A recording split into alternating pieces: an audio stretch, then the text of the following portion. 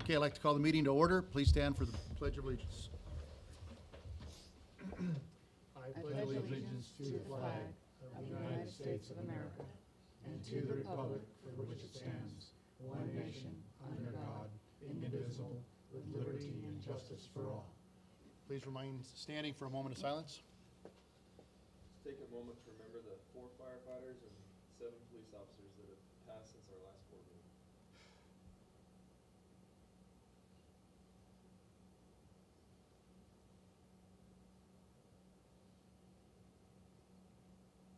Thank you. Okay, well, good afternoon, ladies and gentlemen, and our March meeting is now underway, so we'll get right to work and start off with our budget workshop.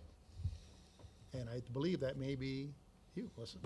Okay. So, I haven't been here for a while, so I just want to introduce myself again. My name is Melissa Tomlinson, CPA with James Vincent Group, and I'm here in Gabe's place today. Which might be a good thing. So today we want to just kind of give a high-level overview of where we're at with the budget, kind of talk about what the budget process will look like. So we're going to talk about our district revenues that we know so far, the development of the other revenues that have yet to be figured out, the overview of district expenses, talk about staff objectives on the budget development, talk about ongoing financial goals for Sedona Fire District, go over the budget schedule, and then have a little bit of discussion about what the board directives are for this budget season. Okay. Can you hear me okay? Okay. Might help that, get that a little bit closer.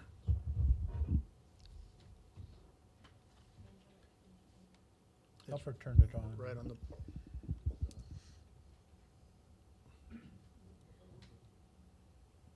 Right here, Bill. No. Here, mine. Here's. She can use mine, Carrie. Oh, Oh, you well, wanna take we that? don't want to run duels. We'll get loud. Okay. So the district's primary source of funding is from tax revenues. And tax revenues are kind of made up of two pieces. One is the mill rate, so that's the tax rate that the board gets to set. And the other part is the assessed valuation, and we're given the assessed valuation from the county assessor. So this year, we saw pretty good increase, not quite as much as last year, but our assessed valuation increased by 3.72%. And that breaking that out between the two different counties, Yavapai was an increase of 3.86%, and Coconino increased by 3.33%. And leaving the tax rate where it is currently, that would be an increase in tax revenues of $522,595. So I noticed some new faces on the board since the last time I was here, which was about a year ago. I just kind of wanted to give a little bit of an overview on some of the limitations to our tax rate. And so a few years ago, Prop 117 was passed, which kind of changed what our assessed valuation was based on. So it used to be based on full cash value, which is most closely resembles your market value. And now our assessed valuation is based on the limited property values, so the LPV. They also set a cap on how much the assessed valuation for an individual property can go up. So it can't increase by more than 5% per year. They set a cap on how much it could increase, but they did not set a cap on how much it could decrease. And so when the recession hit, we saw a really big decrease in our assessed valuation. And now we're kind of limited to making that up by 5% per year. The exception being we can go over 5% when we have new construction. So that would be, if there's a lot of new construction in the district, we can see an assessed valuation of more than 5%. So we're also capped on how much we can set our mill rate to, and our cap is $3.25. Fortunately, we're not at the cap. A lot of districts are.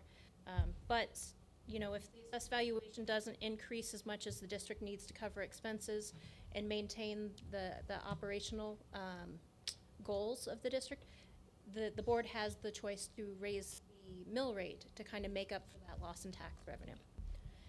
So From fiscal year 2011 to 2014, I mentioned this before, the district lost a significant portion of our tax revenues. We actually lost 42.5% of our assessed valuation, so it was a huge hit.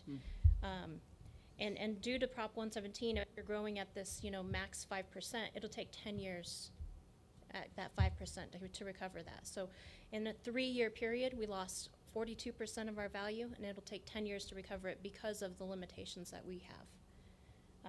So far, we've compensated that loss by raising the tax rate, and so it's something that we always have to assess every year to see, can we maintain this tax rate? Do we need to increase it to kind of make sure that we can keep the operational needs of the district? So our non-tax revenues, and this is something that's a little bit more in our control. It comes from ambulance revenues, our telecom rents, wildland revenues, and miscellaneous revenues like from prevention, donations. We get some investment income from the funds that we have at the treasurer's account. We're still in the process of developing what those budgeted figures will look like, and typically what we do is we do a look back over a period of several years, kind of figure out how those revenues have been growing, if there's any changes to any economic situations that'll impact what the future growth will look like, and apply like a growth rate to those to come up with what an estimate for what that'll look like. Any questions on district revenue? Just a clarification, so with our mill rate at its current level, I think it's 2.54. I think that's right. And because of our assessed value increase to 3%, without changing anything else, we already have about a $500,000 increase. That's correct. Okay. Yes. Okay. So an overview of what our expenditures look like, and this is just some of our expenditures. We're still developing those. I'm frozen over here. So we're looking at, and we're in the beginning stages of budget development, but what we're looking at is a COLA that's kind of tied to the Social Security COLA, and that's 2.8% this year. And if the COLA, if you all decide that you would like to include that COLA in this budget, then that would be an increase in our overall personnel expenditures of $275,000. Fortunately, we actually saw a decrease in our pension rate this year. Really? What? Yes, a slight decrease, but a decrease of about 3%, not 3 percentage points, but 3%. So that's roughly $75,000 in savings just on the PSPRS. It's very, very positive news. We're seeing a slight increase in health insurance of 5%, but we are seeing a decrease in dental insurance of 6%. So some of the proposed increases in wages are going to be offset with some of the decreases we're going to have in benefits. Operational expenditures are still under development. Yesterday, and this will come up later in the presentation, yesterday there was a meeting between Gabe and the program managers and division chiefs and the chief, and it was a very positive meeting, and they discussed the budget process, how the budget requests will work, with the goal of really continuing to focus the expenditures a little bit more to what's actually going to be spent and not including, contingency in every line. Just kind of looking at past trends, past budgets, and kind of refining those numbers. 'Cause we do have a little bit of extra room in some of the budget categories, so we'll start to trim that down a little bit. Another thing that we're trying to do is continue to grow and develop the capital plan. I know that the last couple of years we've been working pretty extensively on the capital plan, and the goal there is to be able to meet all of the capital expenditures with the funds that we've been funding in the capital plan. And so steady funding into the capital plan in order to meet future needs. So the goal would be to include an amount in our operational budget that would be transferred to our capital budget so that we can make those capital expenditures as they come up. Melissa? Yes. What is the percentage increase for the ASRS? Because I noticed that increases, I figure it's slight. But Oh, excuse me, I'm sorry. I did skip over that, yes. So our ASRS rate, I think, is at 11.54% this year. Or is it right under 12? That's right. And it's just a slight increase to just over 12. So it's not a huge number. We don't have a lot of employees that fall into the ASRS plan. So this this increase is gonna be, taking away from our $75,000 savings in PSPRS, but it's not gonna be a huge significant increase. Sorry about that. Another goal of this year's budget will be to start to develop an end leave liability. So our firefighters earn compensated absences, and when they leave, retire, or just leave the district, there's a payout for those. And we want to be able to meet the funding for that out of a reserve fund. And so that way we can just like the capital plan, steadily fund a reserve fund to meet that end leave liability, so that I guess the benefit of doing that is you can keep a more even mill rate, rather than have a bunch of retirements in 1 year and have to spike your mill rate to meet that. We'll just fund it slowly over time and have a bank where we can pull that from. Excuse me, Chief, is that just a speculative projection? Because we don't have a set, you are leaving this year and you're leaving this year, so we can physically plan on that. Somebody retires, it kind of hits us blind. For the most part, that's correct. There is one thing about people entering in the drop is then that there's an end date there, and that helps for planning. And so, it kind of points to the bigger issue of is there things we should be doing to entice people to enter the drop, just so we can have better succession planning, or is it just one of those things where we'll take it where it comes and just kind of let it passively exist at whatever level people choose to enter the drop, choose to not enter the drop. The other thing is that I would imagine that and I haven't seen these statistics, but that there'd be numbers that between 10 and whenever the end of someone's either 20 or 25 years, their pension obligation is, that there's a real low probability of them voluntarily separating from the district. Kind of a hard one to figure out. Yeah. Project. And that also includes admin staff who end up having to end up That's correct. at It's, vacation time that's been saved up. yes. Yes, what are you tossing any numbers around yet about what you want to see that fund be funded every year? I would say as much as we can. Ideally, you would want to build up a fund eventually that it's about 50% of your liability. And I don't recall what the liability is. It's in the audit report, and I can get that for you. You'd want to have at least 50%. And even though it's not a perfect science, you can kind of, put your employees kind of on a roster and kind of assign probabilities based on the number of years of service on when they would leave, and sort of get a sense of what your potential liability could be by every year. And so that would be something that will go hand in hand with developing the fund, is also kind of developing our expectations of what potentially would be coming out of that fund. Similar to, it's sort of a moving target like the capital is. You can't always say that this truck will definitely make it 10 years, but or that this employee will be here for the next 10 years, but at least it gives us a tool for planning, and so that we can maintain stability. So right now we have 0 in this proposed fund, or we could draw and immediately put something into it to start. We've been funding this out of the general operating budget, and out of our, I guess, reserve as it comes up. But it would be a proposed dedicated fund. Gotcha. Where the board designates it for that purpose, and in order to use it for any other purpose, the district would have to come back to the board to get that undesignated. So that amount will have to be recommended in order to have the budget process be Yeah. complete.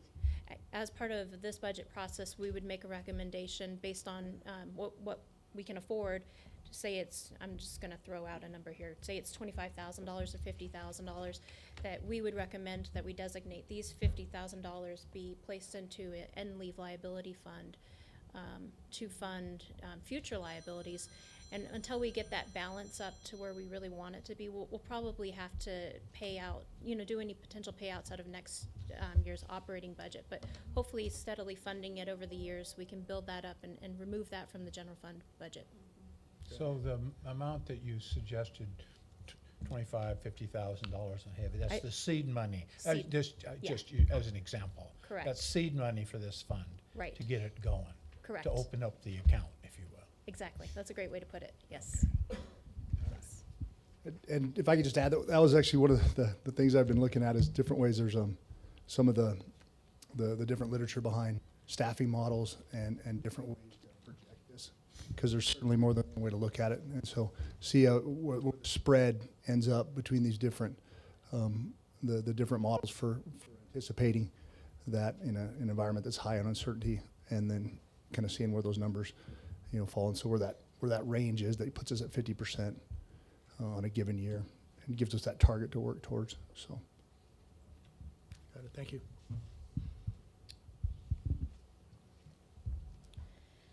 So, like I said, yesterday there was a meeting between staff and Gabe and talking about the operations budget.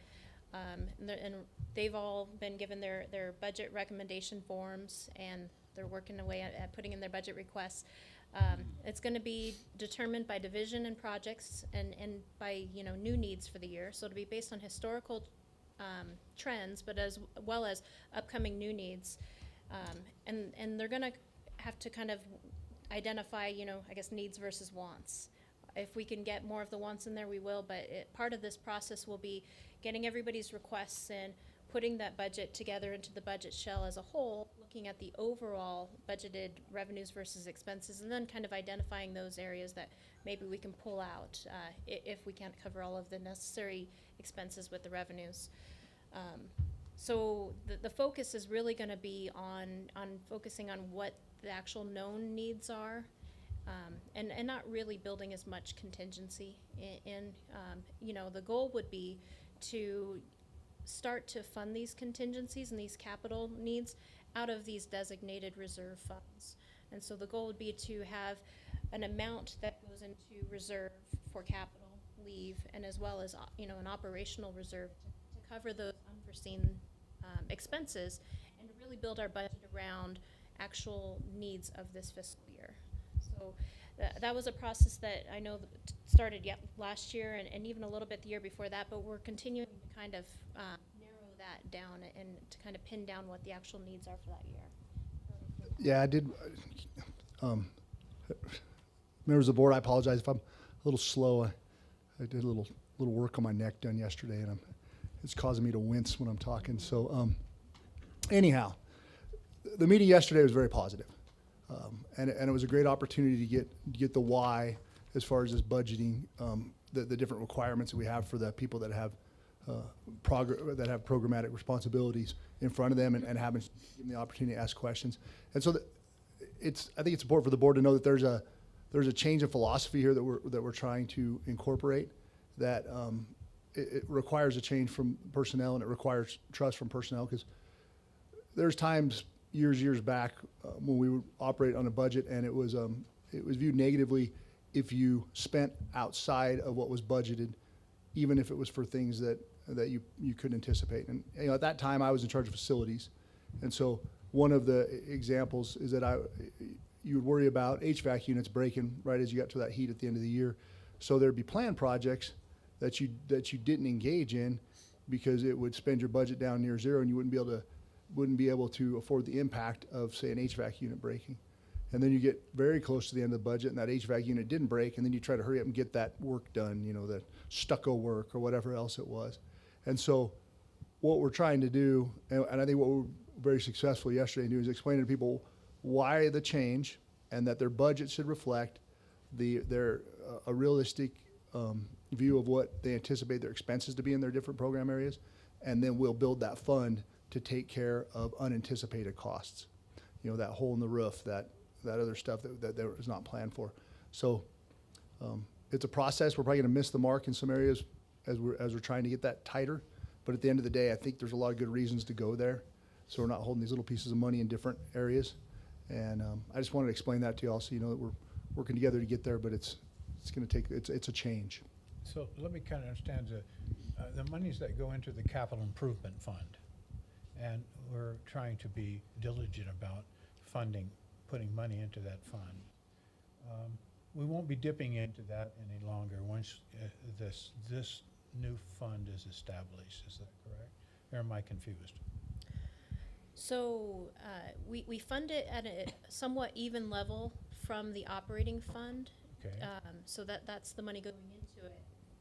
And then any major capital expenditures, so that would be, something over $5,000 that is, has a useful life of more than 1 year. The purchase of that would come from that fund. Okay. And so in every given year, there will be ins and outs, with the goal to fund it at a higher level than we're spending it at. And so it's been a work in progress. I remember when we first started working on it with Chief Pichera, and it wasn't quite balanced at first. And so we're going to continue to refine that and, remove non-essential capital expenditures that are in there and find ways to fund it at a higher level. And some of it, too, might be identifying other ways to fund those capital, whether it be through a lease purchase or something along those lines, if the capital fund isn't enough to cover a necessary purchase. So, Mr. McCarthy, I may have misunderstood what you said, but I think you're asking if that's the one bucket that we pull from for those something unanticipated and something planned as capital. Right. Was that kind of? And I'm not the expert in this area by any stretch of the imagination, however, I'm trying to understand it. The capital improvement plan is hopefully for those new stations in the future, or reconstruction, or whatever it might be. I just want to make sure that we continue to add to that fund because those issues are not going to go away. No, so Melissa, for say that broken air conditioning unit that we didn't plan on, we explained the difference between how we allocate money for those as we try to get closer to more accurate budgets, if you will. Right. So we're looking at building up the capital fund, the leave fund, and also kind of an unrestricted reserve fund that would be for those types of contingency-related expenses. And so that would be separate from the capital fund. Okay. The capital fund would be for long-term capital planning and purchases like stations or a new truck. Those emergency type things would come from a reserve fund, and our goal is to get that at 16.7% of 16.7% of the budget in an unrestricted reserve fund balance to cover the unanticipated emergency repairs. Okay. Sorry that I wasn't. I think in the past, it's been more of a contingency fund where we would draw from on those unanticipated instances that we would need it. The difficult part is when you do have a capital improvement plan fund or capital fund, it doesn't stay at that amount for the whole fiscal year. We bleed it off, and so at the end of a fiscal year, it could be, say, $600,000 instead of the 1.5 that we started out with. So how will we ever accumulate that enough money to buy a station, for example, or to build a station? But along the way, we've made some purchases and we've accomplished all these goals, and there's always different ways to finance those larger purchases. But it's a different way of looking at it by renaming some of these funds. So. And one of the keys to that is just maintaining, that steady funding into the fund, into this reserve fund, so that even though you might not have $750,000 in capital purchases next year, you're putting that money into the plan, and you're not necessarily dropping that funding level and dropping perhaps your mill rate because you don't need $750,000 in purchases, and to start to build that for those bigger funds. And it is one of those things where it doesn't build as quick. It won't cover everything you need overnight, but if you keep this approach over the long term, you will be able to meet those needs. And if we had started 10 years ago, we'd have 10 years worth of savings in it, and it's got to start somewhere. That's true. Yeah. Actually, we did have quite a high savings, more than 10 years ago. It's just, it got used in a different way by Right. the previous board. Yeah.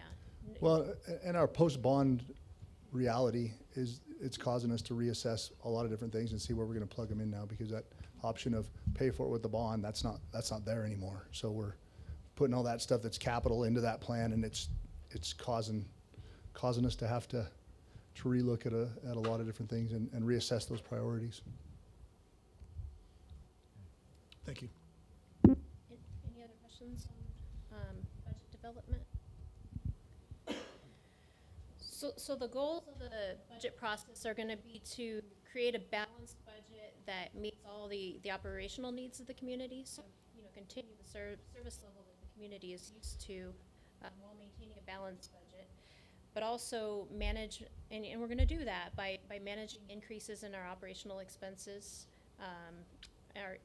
manage our increases in our wages, manage our increases in benefits where we can, at the same time as growing our capital funds and our other reserve funds. So the goal is to create level funding over the next 10 years for our anticipated capital needs, hopefully being able to meet those needs with cash, creating an end lead liability, knowing what we're going to need over the next 5 to 10 years for that end lead liability and how much we need to fund it to be able to pay that out of a dedicated reserve fund, and also create that 16.7% financial reserve for those unanticipated expenses. And if we're able to create a budget that meets all of these needs, we're going to be able to have long-term stability for the district overall. So here's a quick overview of the budget schedule. It's a little bit small, I apologize for that.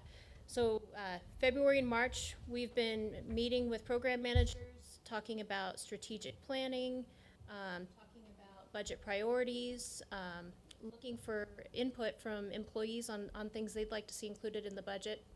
Yesterday was the first big team meeting with everybody and Gabe.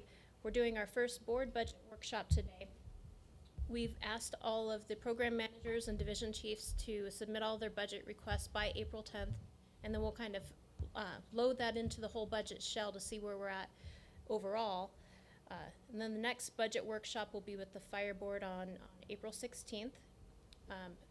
Throughout that process, we're going to be continuing to gather some unknowns like our liability insurance, workers' compensation insurance, and other information from our vendors, with the goal to have our next budget workshop, our third budget workshop with the board on May 21st, so that we can tentatively adopt the budget and post it for the 20 required days, and come back on June 18th for our public hearing and final adoption.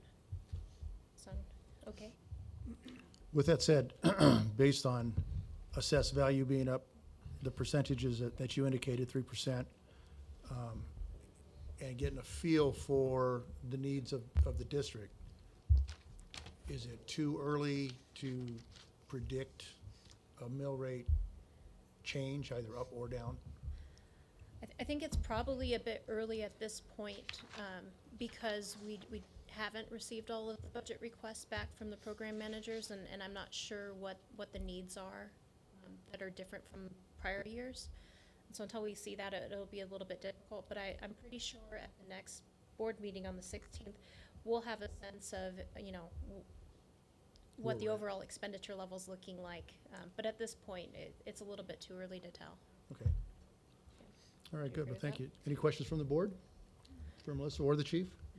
And if I may, just kind of looking for a little bit of, input on the proposed COLA, because that is, overall personnel expenses are, 81% to 83% of our budget. And so that's going to be a big part of the budget development. And that's currently, it's being looked at about 2.8? It's tied to the Social Security increase, 2.8. So you're looking to the board for direction to staff as far as anticipate a COLA of that size. So that's correct. And if you're looking back through the at least last 4 or 5 years, it looked like ever since we went over from Western State CPI to the COLA that there was some very low COLAs for I think 3 years in a row. They were less than 1%, and during that time it was like, hey, if it's a low COLA, you get a low COLA. And so last year was a higher COLA. There was a choice to give it 50% of the way through the year, which continues to help, but also didn't necessarily allow all the employees to maintain their same earning, the same spending potential. And so what would be consistent with past leadership's statements would be to maintain that COLA, even though it's a higher number now. If we deviated from that, I think we just want to make sure and have a strong rationale for why we're doing that. You know, I am a strong believer in COLAs because just like you said, Chief Coyle, if they're not issued, people's spending power goes down. It's essentially a pay cut. However, I feel it's a little premature. I mean, maybe each of us, if we so choose, can say something, but until we know the whole picture of what the other expenses are. Because in general, I'm in favor of a COLA, and I think it was several years where it was a zero COLA. So the fact that our economy has moved along enough to have some inflation is generally considered positive. But I'd still like to be informed of, you still have the workman's comp information to come in and other departments, just so we see if there's money there to do it. Okay.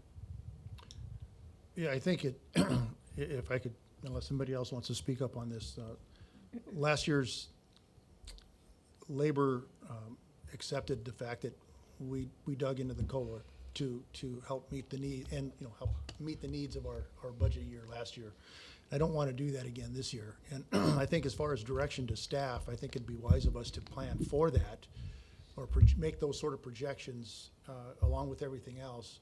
And when we finally see, we get towards the other end where we can kind of start making some sort of adjustments, at least we know we started with that. And if it remains the same, then it remains the same and we can look at something else. So I think, unless anybody else would disagree, I think we should probably continue with that figure as part of your planning process, the 2.8. Anybody else disagree? Yeah, no, I don't, I agree, but I just wanted to bring it to the attention again that if we don't change our mill levy, we still have $522,000 increase in tax income. And it's looking like it's only gonna cost $275,000 for a 2.8 COLA, which I've always been a proponent for. Because when you start, missing COLAs, you have personnel that have more of it's like a financial detriment. It's like you're not having the kind of morale building that you would have when you have just the basic COLA at 2.8. So I'm definitely a proponent for that, however we can do it. Gene, anything? Well, I'll echo those sentiments on having that of Corey. So we need to know what we have in the bank before we give you any recommendation, but the 2.8 sounds certainly reasonable. I'm a recipient of a recent COLA increase in my pension. And so I'm definitely a supporter of it. Okay. Al, was there anything you wanted to add? No, I'm in agreement that the whole general idea that personnel is really the heart and soul of a fire district, and morale and fairness should be top priority.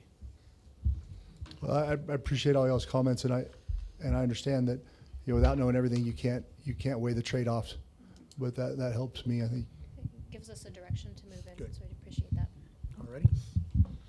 Thank you very much. Is that the full That's 9 everything. yards? Okay, super. Thank you very much for your presentation on that.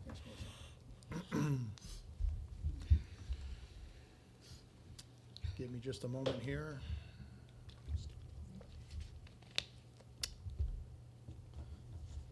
Okay, the next item on the agenda is the public forum. Do we have any speakers for this evening?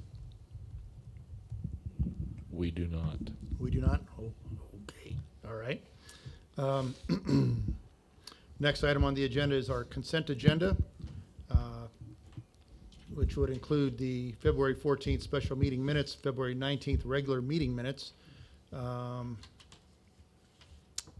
it also includes a purchase order for hose in the consent agenda. And I'd ask that number 3, the purchase order, be withdrawn from the consent agenda so that we can discuss that, I believe, with Chief Cochran or Chief Coyle. So with that said, the consent agenda to include items number 1 and 2, the regular meeting minutes. Do I have a motion to approve the consent agenda? So moved. Okay, do I have a second? Second. Any further discussion? All in favor? Aye. Aye. Any opposed? No, so the consent agenda is approved with items number 1 and 2. And we'll discuss item number 3 when we get to that agenda item. Financial reports and updates. Again, Melissa, I think you're back on track. Sorry. I'm so used to them doing one thing and then I do the next thing. I messed her up. Old habits. This one? You thought I was setting you up for the next thing and I was just taking over.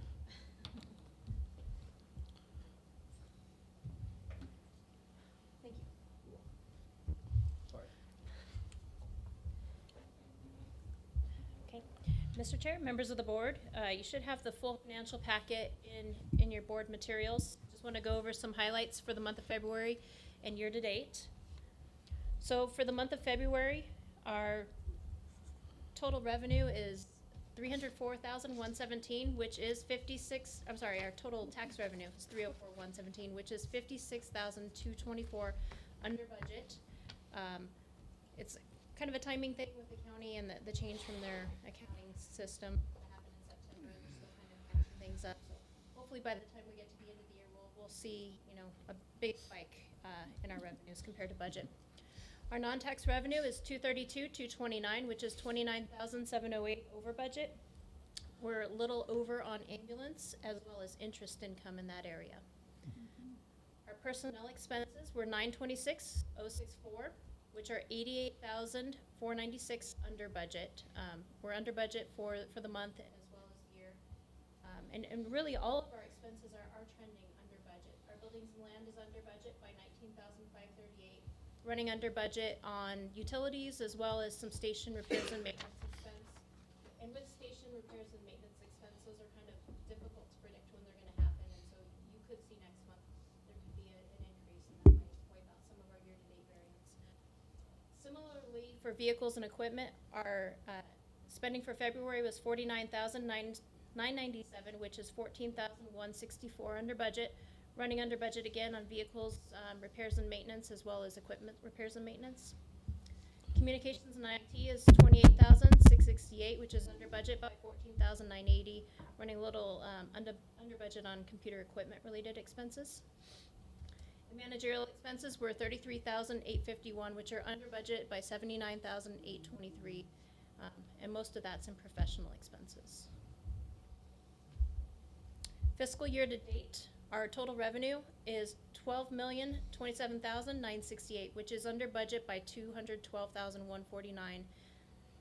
All of that's really coming from tax. Like I said, we're running behind on the tax revenue by a little over $500,000. They're just kind of running behind. We do expect to collect everything by the end of the year. So if we're under by $500,000 on tax revenue, we're actually over on non-tax revenue by over $300,000. And of that amount, 207 is related to wildland. So, Are any of those timing issues factored into the budget process as to, anticipating costs and expenses based on disbursements from the county or being less than or more than at those designated times? so typically when we develop the budget, we do look at a 3-year average to see what percentage of that year's taxes were collected in each month. This year isn't really following that 3-year average because of the accounting system change that the county had. So I guess we didn't really anticipate that happening. But what we do at the beginning of the year is we do a cash flow projection, and that's the last page of your full financial report, so that we can kind of plan and see, are we going to have any areas where we're going to not have the cash to cover the planned expenditures. But the nature of the fire district with the 4 heavy months of tax collection, there are typically several months where your expenses outweigh your revenues, but then there's 4 months where it's lopsided the other way. Okay, thank you. So total revenue, we're running a little behind on tax. We do expect to catch up. But we are running ahead on non-tax revenue because of the wildland season. Our total expenses are $10,094,125, which are under budget by $509,208. And again, year to date, we're running behind on all of the major expense categories. Personnel is under budget by $68,729. The majority of that is from that variance that we have in February. Buildings and land are under budget by $137,697. And the biggest drivers here are the buildings repairs and maintenance costs. The timing of when those things will happen are difficult to pin down, and utilities costs. Vehicles and equipment are under budget by $171,664, and that has to do with the timing of equipment purchases as well as vehicles repairs and maintenance. Communications and IT are under budget by $49,129, and the same thing as in February, it's computer-related equipment that has not been purchased. Managerial expenses are under budget by $83,489, and majority of this again is due to professional fees. So year-to-date expenses, we have 40% of the budget remaining and about 42% of the budget year, so we're kind of, Right on track. doing all right there. Percentage of expenses year-to-date, our personnel makes up 83% of our overall expenses, followed by operations at 10% and managerial at 7%.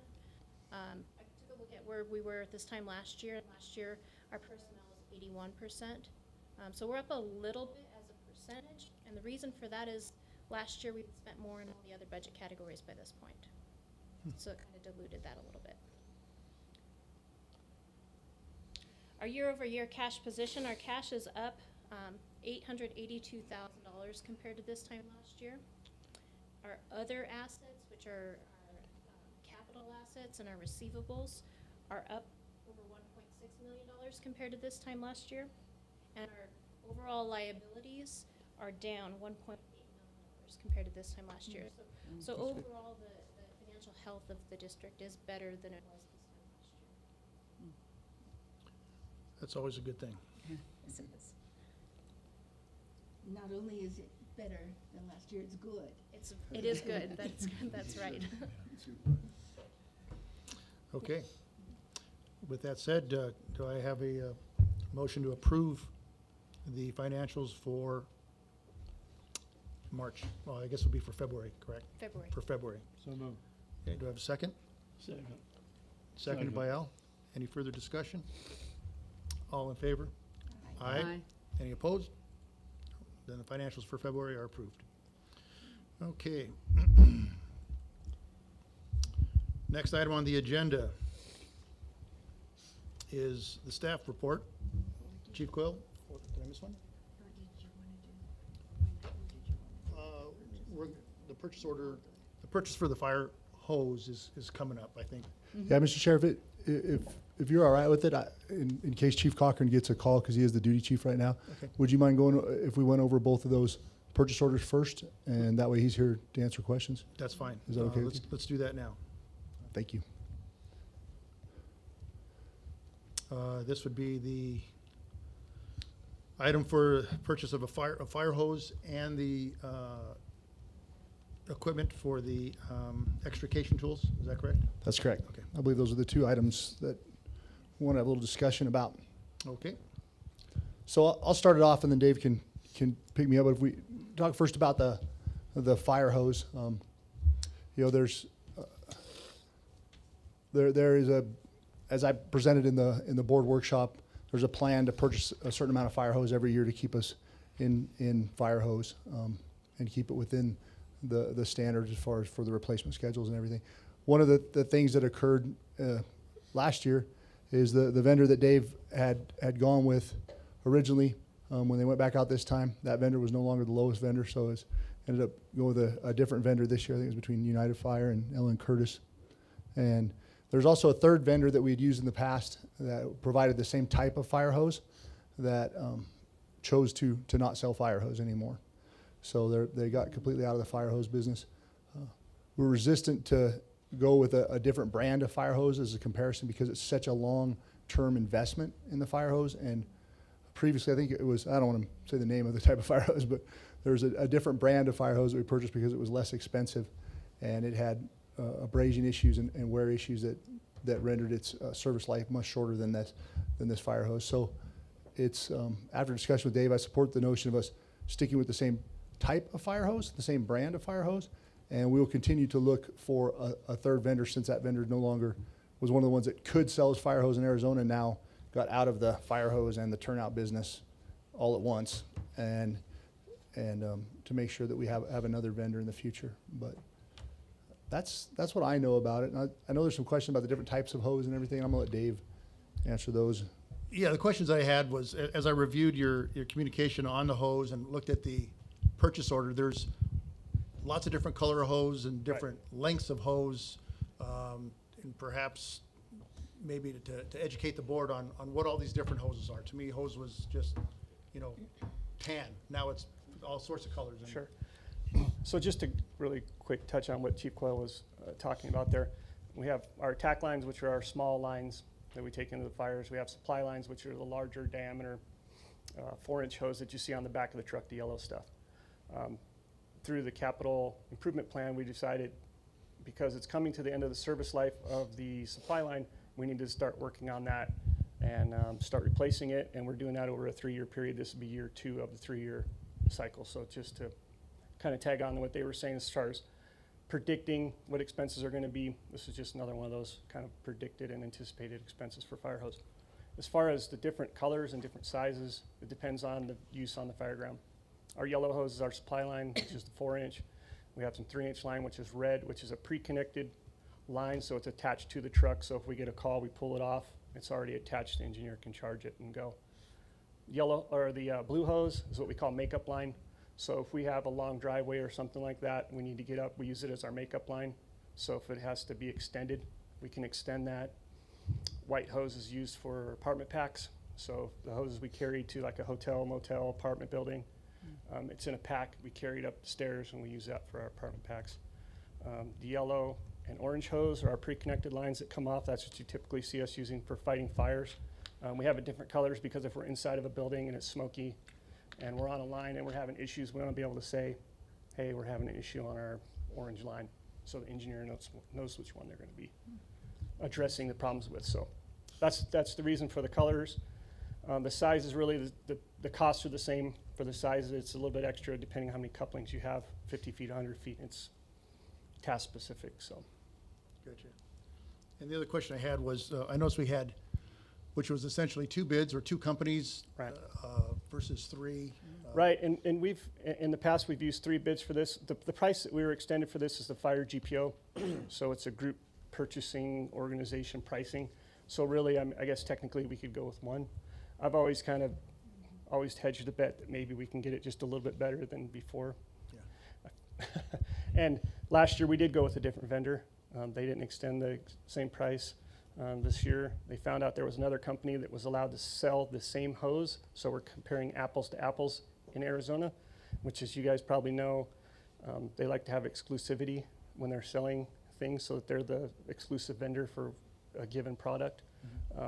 This particular hose, which is North American Fire Hose, it's out of California. It's U.S. made. There's 2 companies in Arizona, Ellen Curtis and United Fire, that sell them. So I like to get prices for both of them, even though it's a GPO pricing. And we went with the lower price of the same type, brand, size, everything other. And for all the hose that we replace, is there, what do we do with that? Is there a market for that anywhere to donate or to, what do we do with the old hose? We have, it has to go through the surplus process, which I think Ed has been sitting in that all day doing it. Typically, we've destroyed it. We've given it to contractors who needed it, and parking lot for marking parking spots and stuff like that. But and I know you see some things where people make things out of them or whatever. We try not to do that, just because with the whole carcinogens and things like that, we'd rather destroy them and get rid of them than have somebody take that into their house or use it for purposes other than fire department. Can I ask a question about that? Sure. Because I know that there's a company out of Hawaii that uses the fire hose to make little, like card holders and so forth, and I bought several of them because the monies will go to fire charities. So in that application, are you still finding the issues with? Carcinogens? Yeah, I- carcinogens. Yeah, I'm not familiar with that, Okay. so I'm not sure the process they use for taking decompression hose and cleaning them and ensuring that they're safe for. Okay. I'm not. Can I tag on to that? So we talked about this, and at the end of the day, we felt that the actions that were most consistent with our desire to avoid occupational cancer, to raise awareness to that, was to not sell any of the fire hose that has been in the smoke for anything other than, for other agencies to use it for the same purpose. We didn't want it to be repurposed because we Interesting. weren't sure.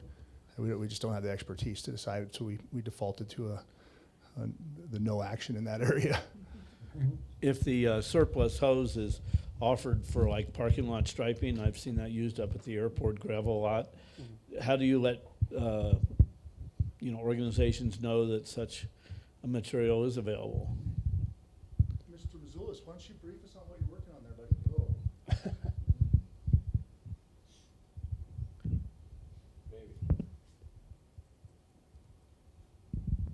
I did not go to a microphone class today. So I sat through a conference today, phone conference, to get us aligned with an organization called Gov Deals. Essentially, they take anything that you want to dispose of, and then they have a wide web they cast across the states and in Northern America to sell goods, and it's literally anything. Specifically, I was working on some apparatus, but we could definitely put hose on there, anything. And there's a couple of websites we partner with to do that. This one's Gov Deals, the other one's govsurplus.com, I think it's called. But either way, and speaking to the parking lot hose you spoke of, things like that, I think we cut the couplings off so that when we give it to them, it's not usable as a hose anymore, to remove that danger, and yeah, that's what I'm working on. And just tag onto that, the NFPA recommendations are coming down, and one of the proposals was to make a 10-year service life for hoses. A lot of departments said, hey, we can't afford to do that. We can't be replacing volunteer, especially volunteer small organizations like ours. We can't be replacing, thousands of feet of hose every 10 years. So what they allowed, or authority having jurisdiction, is to extend those 10 years now. And we have, and our supply line, which is hose that we don't use a lot of, we have some that was 2003 that we're trying to rotate out. We service test all our hose every year to make sure that it's safe, and we've extended it to the point where we identified a couple years ago that we really need to start replacing this. Attack lines and things, we usually don't hit that service life just because they wear out. We use it. But some of the other stuff, we said we need to start working towards the drop dead date, and that's what we're doing. At the end of our third year, we'd like to have all the hose that's nearing the 20-year mark that we no longer feel is adequate to meet our needs to be rotated out of service and for surplus. Okay. Any other questions for the chief? No? Thank you, chief. Thank you. I can go ahead and make that. Sure. So I move to approve purchase order 1890 for the purchase of 40 sections of fire hose in the various lengths and sizes from L.N. Curtis, as outlined in the quote, for the total cost of $13,749.65, utilizing budgeted capital funds. Do I have a second? Second. Okay, any further discussion on that? All in favor? Aye. Any opposed? Then the motion passed. Thank you. The next one up is the purchase of extrication tools and equipment. Let's let Dave start with this one because he's definitely the subject matter expert. So as you know, on our fire trucks, we carry what's called the Hearst brand tools, better known as Jaws of Life. They were the innovator, and they're the ones that came up with them in the 70s and continue to be kind of the industry leader, one of the industry leaders, rather. They're an American company, producing for whatever it is now, 30 plus 40 years now. As part of the capital improvement program, we identified that, hey, we need to start thinking about how we're going to replace these tools as they come to the end of their service life. Our goal, let me step back a little bit. When we first purchased these, I believe we got them on a grant, so we hit like 3 sets of tools in 1 year, and it was, I don't know, $80,000, $90,000 at a time. We said, in order to kind of smooth this and make things more predictable, let's try to do this over a longer period of time. So we said, okay, well, every other year for the next 10 years, which will get us the 5 sets that we have on all our trucks, let's work towards doing that. The hydraulics, particular ones that we're going to look at today, is the latest iteration of the Hearst tool, or the latest equipment.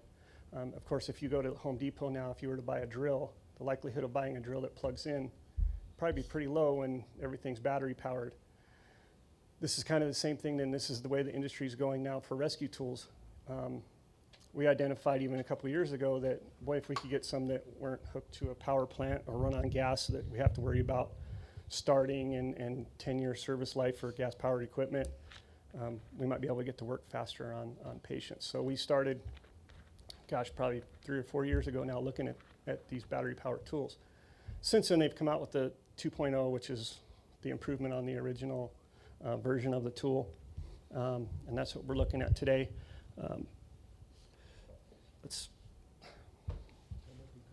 Oh, yeah, that's where I was going. So 2 years ago, we applied for the Governor of Highway Safety grant for these tools that we're going for. We weren't successful in that grant, so just to know that we have been looking at these tools, we're doing the research, we said these are the ones we want. We've tried several avenues to try to reach that end of getting these tools on the trucks, and having not been able to get through the grant process, we said, well, we'll do this through the normal budgeting process and through the capital improvement, and that's where we're at this year. So this was a purchase that we had already planned, and this is where we're at now. So. Is this the same one that those guys are trained at service? Is this the same type of tool? Yes and no. Hearst brand are what our technicians are trained to. So over the years, we've realized tons of savings because we have folks that are trained as instructors and also service techs. So when we have hoses go bad, they need couplings fixed, or the power equipment, we've been able to get the parts from them and service them in-house and do the work ourselves, which saves service calls and sending them back at downtime and all this. One of the advantages to these battery-powered tools is they're closed circuit, basically. The maintenance is much less than it was on, let's say, the gas-powered one. There's no hoses that are going to break, no fuel problems, no carburetor problems, no pump problems, that kind of thing. Everything's self-contained. So even if we were to have a failure, let's say in a spreader, the cutters and everything else are still going to work because it's basically what you carry in your hand to be able to go to work. So, Question. yes. Go ahead. Just from watching television, I suppose, these extraction tools are the ones that like rip a car apart so you can get in a car or Correct. when there's a wreck. Mhm. How often are they actually used in the course of a year of emergency calls? I mean, is it something that really makes a big difference? It ebbs and flows. I guess moreover than the frequency of the use would be the criticality of the use, much like training for fires or whatever. Although we don't go on a fire every day, it's most of the expensive equipment that we have out there is to respond to that. Much like the Hearst tool, if you're the one that's stuck or you're on the rollover on the interstate, the one time that you need it is the time that you need it. And so as far as exact numbers, I don't have the numbers in front of me to be able to tell, but maybe Chief does. I don't have the numbers either, Mr. Camelo, but the other part of it is too is that it's kind of this cat and mouse game we play with technology. So there used to be tools that we could easily cut through pretty much any part of the car, and then they put rods across the dash to stiffen them that were made out of things like boron. So we had to, then our tools blew up, and then you had to buy new tools that could cut boron, and then, so it's just been kind of this back and forth too. So that's the other part of it is keeping up with the technology, in that the way they design the cars is different, and with materials that are beyond our control, and making sure that the tools are capable of cutting them. Albeit he nailed that perfect from the risk decision part. Is it's that criticality in the time that you need it versus the frequency of use is kind of what we anchored into. I get that. And the 32,000, does that buy one machine? No, that's for the complete set. So that would be cutters, spreaders, rams, chargers, adapters, and it's really not that far out of what we paid for the tools.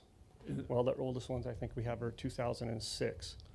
And so we're trying to start replacing those tools now, so that by the time we have all our tools replaced, we'll be under the 20-year, which is well past what we use it for. And part of the reason we've been able to extend the life of the tools is because of the fact that we don't use them that often. But when you need them, it saves lives. absolutely. Mhm. How many of those tools are they selling compared to gas ones now? Oh. Where's that trend going? So I spoke with the representative, and they said now it would be actually a little more difficult to get the gas-powered tools. They're selling 90% battery-powered to 10% of what we have now, which is the gas-powered with hoses. I think it makes sense. I mean, if you go to a auto repair place now, you don't see a lot of the air ratchets anymore. Everything's battery-powered, and the technology of the batteries now are such that the power and the capabilities of the tools are equal or better than the old hose and gas powered. Yes, sir. This is an old company. They're really been involved in this field for years and years and years and years. My concern, of course, is battery, and not the use of the battery, but maintaining them and excessive heat, so on. I'm not sure whether they have to be stored in a certain manner, and if you have that storage capability and redundancy in the battery. So the Herschel we're buying, they say that the service life is 1,000 charge cycles per battery. So you can figure that out. Let's Is that a just say complete cycle? per day. I don't know if it's a complete cycle. The information is cycle, so Okay. I can clarify that if you'd like. Each tool will come with 2 batteries, and it also has an adapter so that we can plug it into a generator, and we can run it off of 110. Okay. So you can run it that Makes way sense. as well. What was the other part of the question? About the storage of them? Oh, the storage. 531? Yeah, so when we built engine 531, originally the fire truck that's in the village, we anticipated this was the direction that we were going to be going eventually, even if it was 10 years down the road. 531 has already been wired, so all the wiring and everything is already in there and pre-plumbed to be able to receive in a charging bank, because we knew that the battery technology is where we're going. I mean, the vent fan on it is battery powered, it's not gas powered. So we saw this train coming and we anticipated this. So as far as storage goes, we've anticipated it. The truck is ready for it. And the temperature at which it'll operate is like 133 degrees Fahrenheit on the high end, and it's well below what we'll ever see here. Although, last week with a foot of snow, Thank you. 40 below or something like that was a low end. I don't know exactly, but. I'm curious, do the highway patrol carry this equipment as well? It's No. up to our responsibility to. And I think that's the whole purpose behind the Governor Highway Safety Grant monies, is that they make it available for fire districts especially who have responsibilities for highways, so that they have the equipment necessary to do those things. And just to be clear, we have one of the original battery-powered spreaders that was on the squad that we got through the Homeland Security grant for doing confined space stuff. It's really old, and I mean it is somewhat functional. We're putting that on the REMS truck, and then it will also be available to go on our Polarises, so that when we have a rollover out in the middle of nowhere, we can throw it on there and use it. Same goes for this new equipment. If we needed something, and we'd have to call it in, but we could certainly use it for some of our backcountry stuff. Or even on 179, we've had accidents over the hill. I don't know if we have any pictures up here, but you'll see the power plant and everything else we had to take down over the hill to do the work. So, and with our current staffing configurations, this is going to be a much quicker, safer, faster way to go to work. Chief, the only question I have is that, although I'm all for the latest and greatest of technology that we can afford, there is a service life of the existing equipment that we have. And we as a board want to ensure that we exercise our fiduciary responsibility to the community. And a purchase of this size requires 3 bids, yet we only have 1. And I find it difficult to look at this favorably when I have nothing to compare it to. Sure. And with that said, personally, I would like to see us have the ability to make a decision based on multiple bids as required. And this, just to be clear, this is a GSA extended price, so it's already been competitively bid through the Government Service Administration. And so they've already done the public and competitive bidding processes for for the tools. So somebody else has done the bidding process for this? Interesting. Is there any way to see that kind of documentation or? Well, I don't, And I bring this up because I know our finance director, JVG, created an outstanding manual or guidebook on our finance procedures manual. And it is very specific. At certain thresholds, we do certain things. This is one of them, which is multiple bids. So unless we somehow adjust our procedures manual to reflect this government bidding process, then how best would you I'll deal with that? let's interject one piece, and I'll let Melissa make sure I'm tracking on how our finance, I'm sure you know all the finance manuals, like the back of your hand, right? Because you have all these districts. But, the different GPOs, Houston Galveston is one that we belong to, GSA is another one. The benefit of those for us, Arizona, I can't remember what it's called, Arizona State Purchase, the state purchase one, is that they're supposed to be guaranteed best national price. So when we go there on a price on a piece of equipment, that is the commitment that the person selling it has made to be able to be listed on either GSA or the Houston Galveston. So I believe that us sole sourcing something that is a GSA but is consistent with our financial policy and does not require the 3 bids, but I'll make sure that I'm understanding that correctly. I would agree with that. It would fall under, I mean, if somebody's already done the bidding process, so you can consider it a sole source purchase. Okay, so this is something that I can feel confident that this is the best, not necessarily the lowest price, but the best price for the best bang for the buck, I guess you could quote a phrase, for the equipment we're looking to purchase. And it would still suffice for meeting the needs of what our policy is. Correct.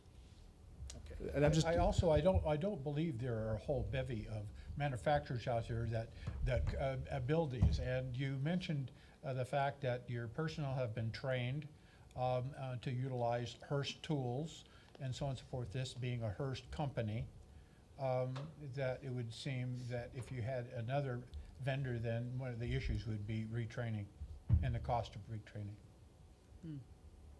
and I think that's a fair statement, is that there would certainly be some retraining, and the techs, if you will, that we have for the tools, they go to a training annually that familiarizes them with the newest tools, any of the quirks with them, things like that. So, Mr. Whittington, do you see anything I said that struck a chord with you as being? Makes sense. Okay. Almost all the districts I represent use these organizations, and most of them have been independently vetted to establish, they have the same curiosity you do. Right. Are they really getting the best deal? In Sedona's case, I haven't seen your policy in a long time, and it may be, I guess if I had to invent a concern, it would be your policy may actually require bidding three It does. competitive bids, if you will, and not mention whether or not the use of these sources are qualified as a sole source. You may want to modify your policy manual to reflect the fact that they do qualify as sole source. I don't know that when these policies were developed, it was ever addressed, because back then it wasn't an issue. I've, as preparing for the meeting and reviewing the policy manual, it does not account for these. And so, as a follow-up for the motion about to be presented, I would direct staff then to look into the modification of the procedures manual to include that very thing, so that we don't have to run into this in one way or the other. Yeah, it would make sense just to cover yourself, to have a policy that supports what you're actually doing. Yeah, absolutely. And that's a good catch, and we'll make sure that we'll make that happen, because, yeah, that policy is supposed to be a guidance document that we point somebody towards to say, hey, follow this and you'll be good, and lo and so it should behold. line up with. Well, good, with okay, so, reality. with that said, Can I then, yes, just to clear the record then? Okay. If you're going to do this in light of what the policy does or doesn't do, you may want to include in your motion a recognition that this is an exception to policy and that you're okay with that. okay, then with that said, I'll go ahead and make the motion, if everybody's okay. I move to approve the purchase order 1888 to LN Curtis going off of two documents here, for the amount of $32,213.52 for the purchase of the Hurst hydraulic tools consisting of cutter, ram, spreader, and battery packages. This motion is also aware of modification to the purchasing procedures manual that the board is all in agreement with and chooses to move forward with this motion, with this purchase. Does that suffice? Yeah, could I help you a little bit? Sure. Maybe your motion in conjunction with authorize the award of the bid, 1888. of the bid, let me think of the language for you, as an exception to current policy Right. in terms of the bidding requirements. Thank you. With that said, we'll place that in the record as a motion. Do I have a second? Second. Do you have any further discussion? Me. All in favor? Aye. Aye. Any opposed? Then the motion is passed. Mhm. And again, Chief, direction to staff to update the manual to reflect those organizations. Yes, sir. And matter of fact, Gabe and I, there's some other language in there that was a little bit ambiguous. So this is a great time for us to clean up that. It's interesting because one of those things that happens is that in our previous, there's a piece of paper that whenever you had the three bids you went with, that you would provide with those bids. And on there, it said if this was a GSA or other guaranteed best national price, note that here as a reason not to get the three bids. But I don't think we've transferred that over based on what you said in the new finance policy. We need to get those all to line up. And we'll make sure that happens. Thank you. With that said, that brings up your staff report. All right. So, good afternoon, board. Good afternoon, Chief. Yeah, I'm gonna quickly go through some of the highlights of this last month because I want to make sure that we're all fresh and have adequate time to dig deep into the fire chiefs, the related events with the fire chiefs hiring. So, the incident summaries by response times is in your board packet. I want to make sure that the board's aware that the incident summary and response times, the top part of it, where it talks about an incident summary, that is a cumulative list of all the different incident types that we responded to during the last month. In the bottom, where we talk about the 90th percentile of the response times, those are on calls that are deemed an urgent response. So all of the calls above do not necessarily, are not represented in that bottom section. And I think what would be better is if we put incident summary on the top of that first page and then urgent call response times on the bottom, just to make sure that that's separate, because it looks like that one section is subordinate and reflects everything above, when in fact it does not. Makes sense. Okay. So I just wanted to point that out. And for that, our response times are at 920 is our year-to-date average. And I think these numbers aren't in here, but the other interesting part is that as we've worked on focusing with the crews on their turnout times, because that is that one time that they're most able to control. Over the last year, those times have come down by about 30 seconds, and we've noticed normalizing as we've standardized practices across the different shifts between the stations. There's still station-to-station variation, like you would expect, given the different layouts of the station and the timing of the calls and everything. But for the most part, those other ones between shifts and everything, they'll all come into alignment, which has been good to see. Because when we start working on standards of cover, it's going to be good to remove as many of those variations as we can before we start really trying to drill down into some other intuitive analysis from the data. So, as you can see, the incident response by station, stations 1 and 3 are still the busiest. Station 5, pretty much every one of those calls there, we're out chasing rocks in the road, trees in the road, everything. They have had a lot of exposure secondary to that during this last 28 days.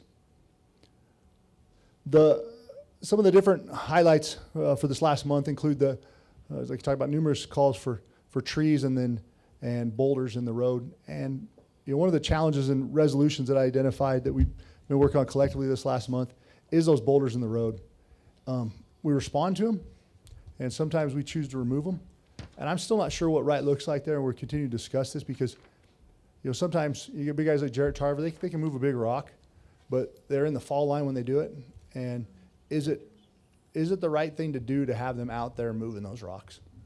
And so we talked to the National Park Service because they've had unfortunately, they had a fatality of a ranger recently because of that, getting out there moving rocks out of the road, and kind of trying to figure out what right looks like there. So informing keeping the travel corridor open and avoiding a secondary accident because of the rocks is certainly an essential thing.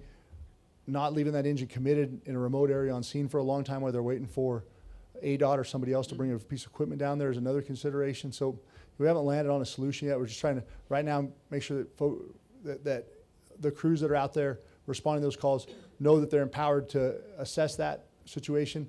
And if it doesn't make sense to be there because there's still stringers sand or it just doesn't look right, that there's no expectation that they take on a larger risk to get a rock out of the road. Mr. McCarthy? Any discussion preventatively with ADOT and state parks with fall nets and so on?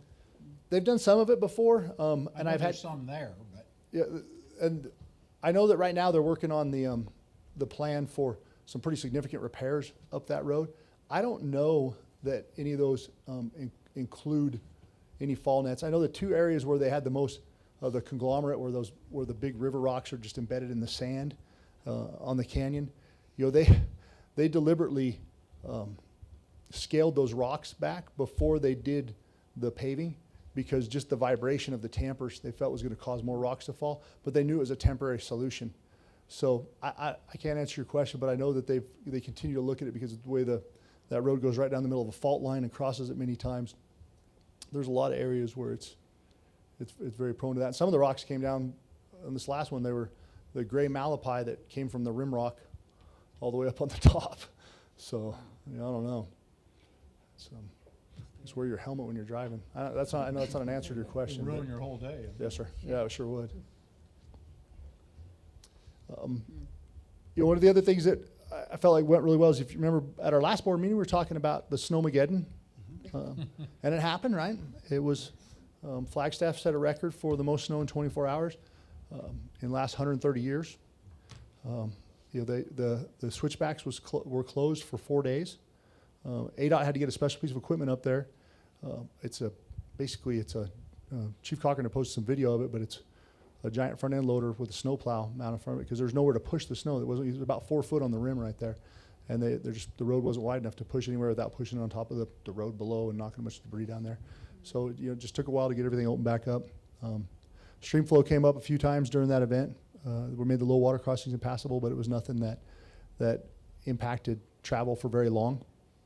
So all in all, and we're about 130% of snowpack. So that's encouraging, and it's encouraging that those events have passed without any major events within Sedona. The highway up the canyon is a challenge to drive. There's been a number of times we've had to assist with people that have gotten flat tires because of some of the potholes. I don't know what you do about it with this much rain coming down, the freeze thaw and everything, but it's certainly changed some things, and it's changed what we respond to.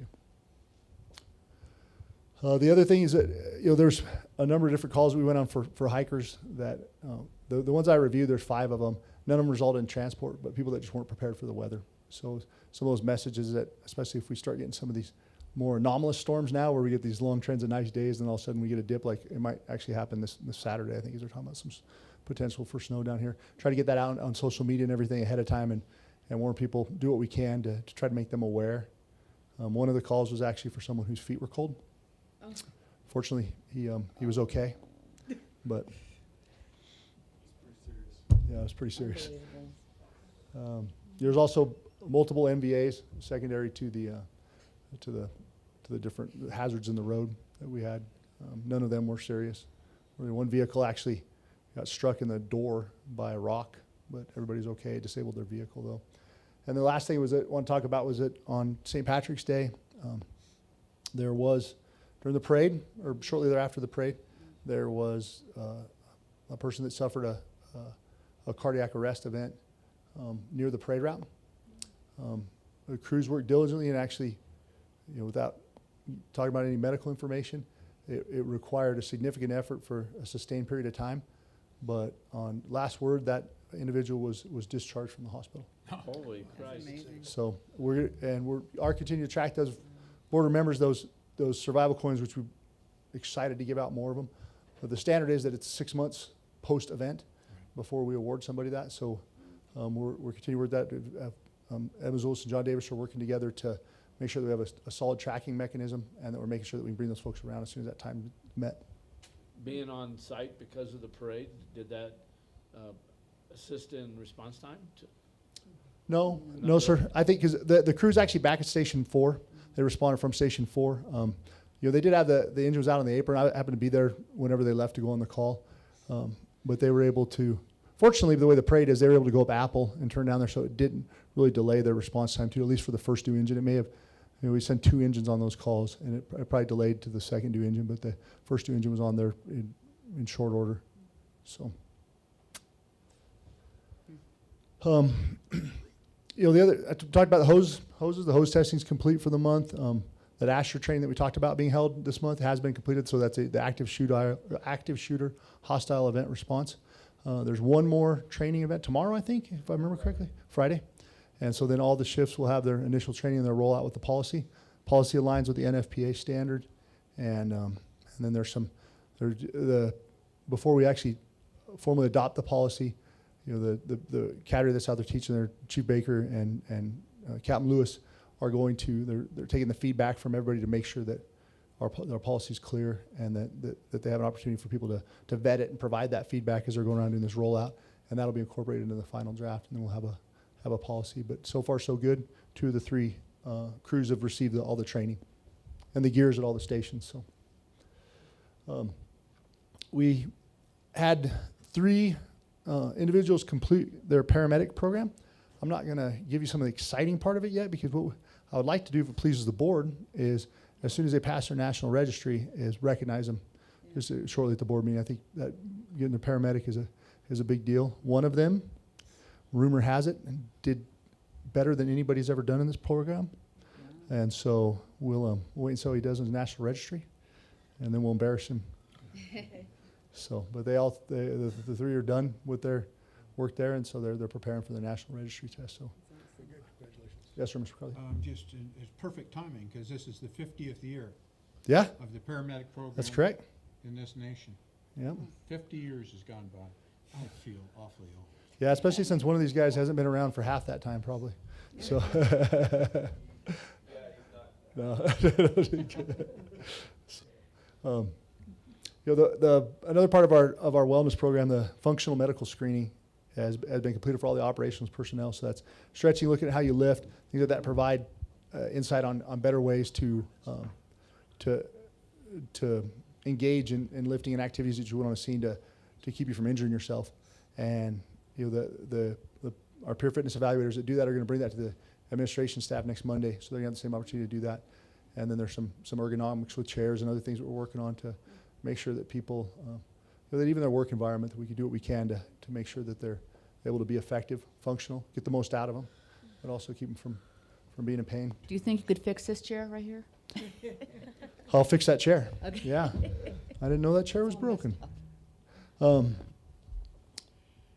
other things. One was that we sent a number of personnel to the Arizona, it's called a WEMA, Arizona Wildfire and Incident Management Academy.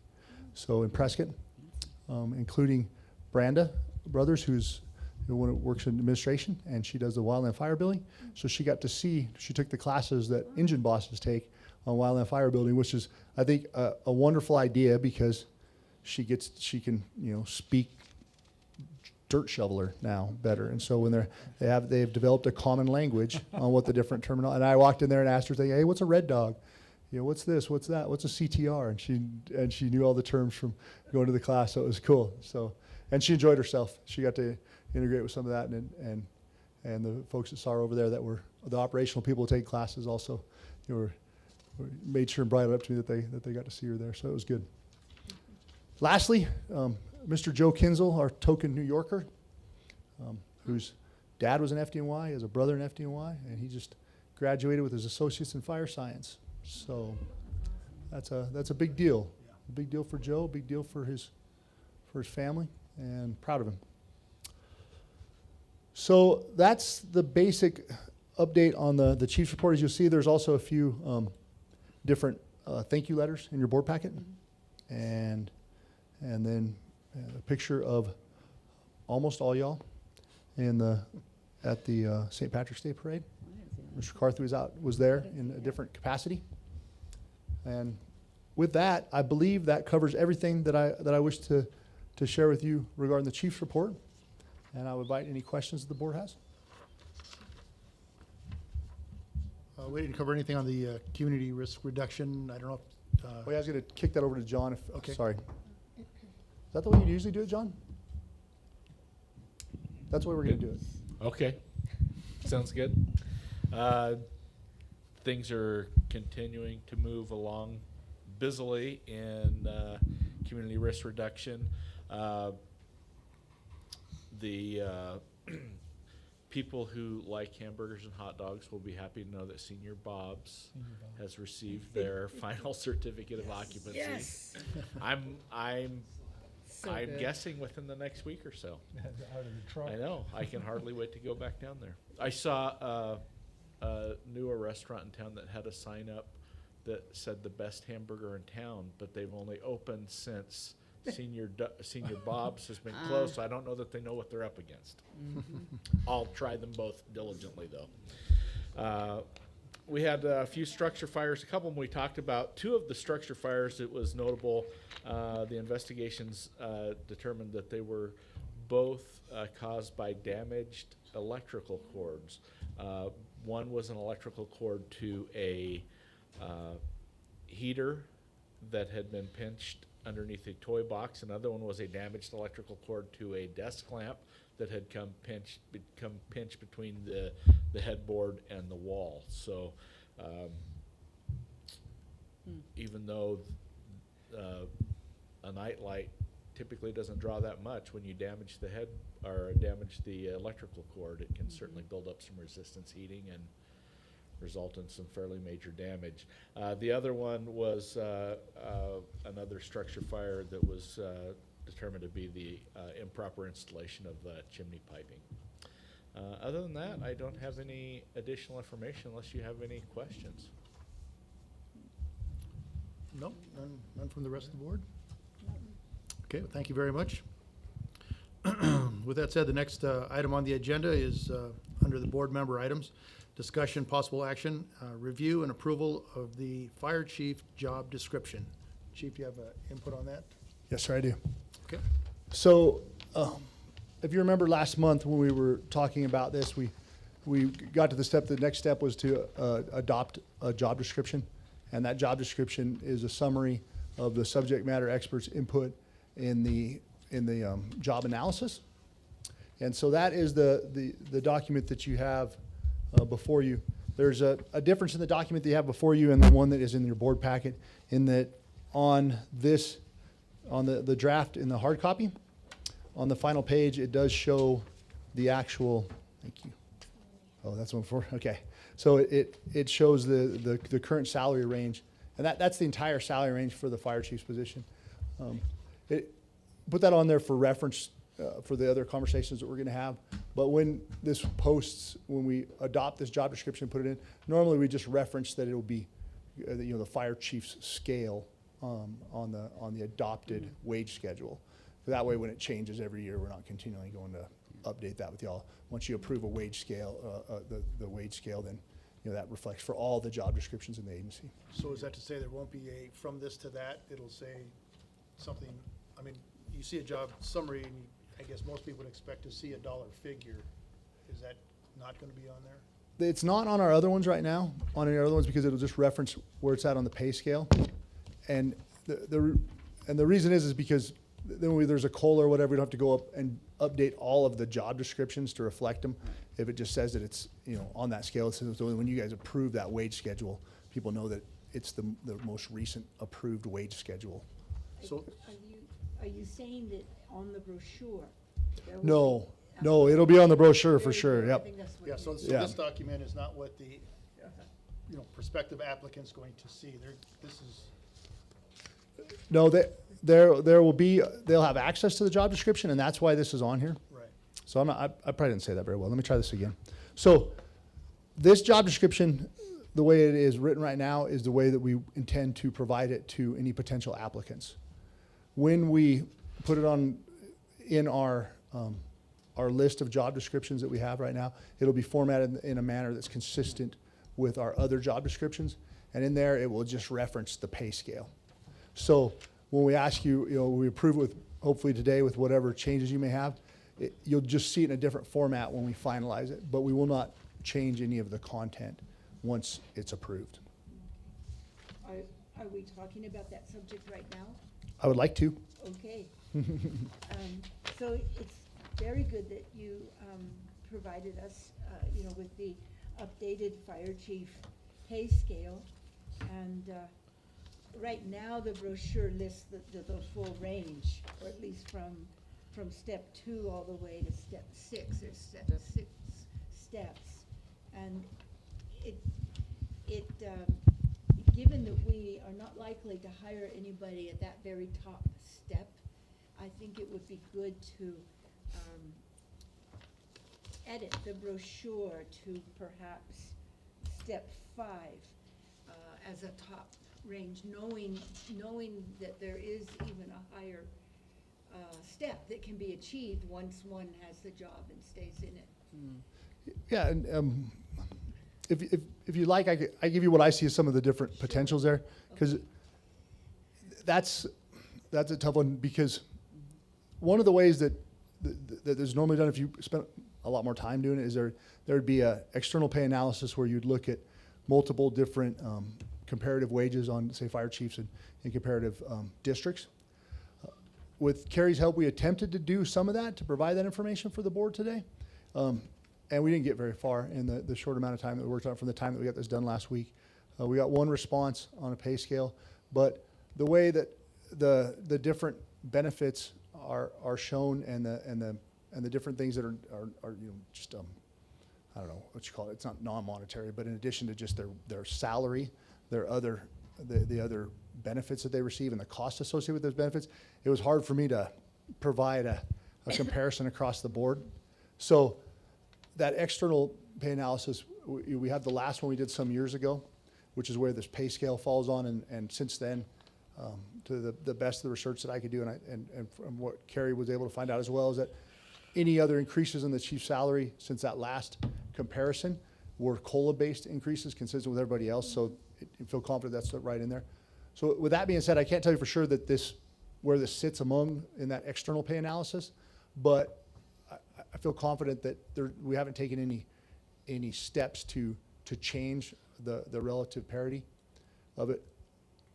And then the other part of which is like, so where do we stop, right? When we're offering something, there's a bunch of different looks at that, because one of the thoughts is that you say that, hey, here's the whole range that is available to you in that position over time, and you can expect to start in here. There's different ways they word that, but fundamentally that's the intent. The other thing is that you say the starting is from here to here, or you just say that the salary range is from here to here. And different approaches kind of, I think they tend to invite a different response from the applicant. Makes them think that maybe that they're always coming in on the high end of that scale. They're coming in the middle. I would propose to the board that if we choose to change it, which I see good merit for changing it, because if you take it down one step and you have a good performance evaluation process in place, then that person knows that there's a merit increase that is contingent upon them performing effectively and completing it, which, that's a good way to entice performance. That would be my preference, because the top range, we wouldn't want to hire somebody at their final step, and it also at 161 seems a little rich. For an unproven asset? Yeah, for an unproven asset. Step 5 at 153,915 being the range, the top end of the range seems reasonable, given we're asking them to live in the district. Well, and you hit on some of the other stuff that we were trying to figure out, and we just couldn't do it in the short time we had. So if, say, the central Yavapai, if their chief makes 150, then is 150,000 in Prescott Valley? What is that in Sedona? to live here, you know. Exactly. So it was a little bit And- tricky. And like you say, we don't know how many weeks vacation he gets. Yeah, we don't know right, other exactly. aspects of For- 401K, that we don't know his full package. Yep. Or hers. That one happens to actually be a he though. So I think Mr. Whittington had something. Just a question, Chief. Yes. I noticed that it's 132 in the brochure, Yes. 126 step one. Is there a reason why we didn't go to step one on the brochure? There is, and it was that we decided that if we were bringing somebody in, that anybody that would be a step one type candidate, that they probably weren't even going to qualify for the position. And so they wanted to let them know that they're going to make at least that much. There was a lot of back and forth on that, on how we show that, and that was what the chief selection committee decided, but the board.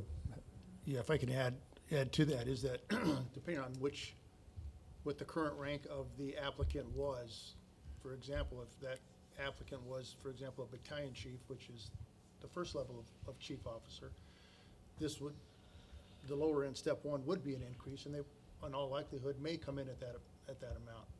Whereas if the next level up chief that is an applicant is an assistant chief, their next step up might very well be step 2 or 3. And then you have your deputy chiefs so on and so forth, based on where they're at. If we wanted to bestow upon them a pay scale that gives them a step up. But being in the driver's seat, we could, the full field is our apple, that we can do whatever we want to do with that. But that was kind of my reasoning as far as, I have no debate about that. It's just that this sentence says the current annual salary range is. This is the current salary range. It's not quite accurate, that's all. That's important, and we need to fix that, yep. Because Probably should dress that up. We need to state that differently.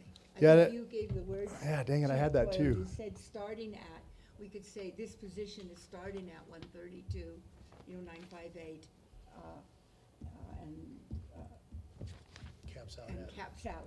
Well, we don't want to say Well, caps out. if it pleases the board, and if, Mr. Williams, if this lines up with what you're thinking, is that if we say that the anticipated starting salary within blank to blank, the salary range for this position is currently between blank and There blank. you go.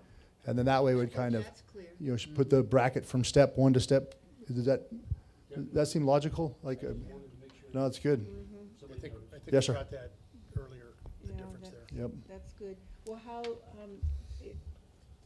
other board members feel about that, the starting to ending range for the position, not however you worded it, Chief. Yeah, well, I'm glad it's being recorded. Capping it at 153,915, as opposed to step 6.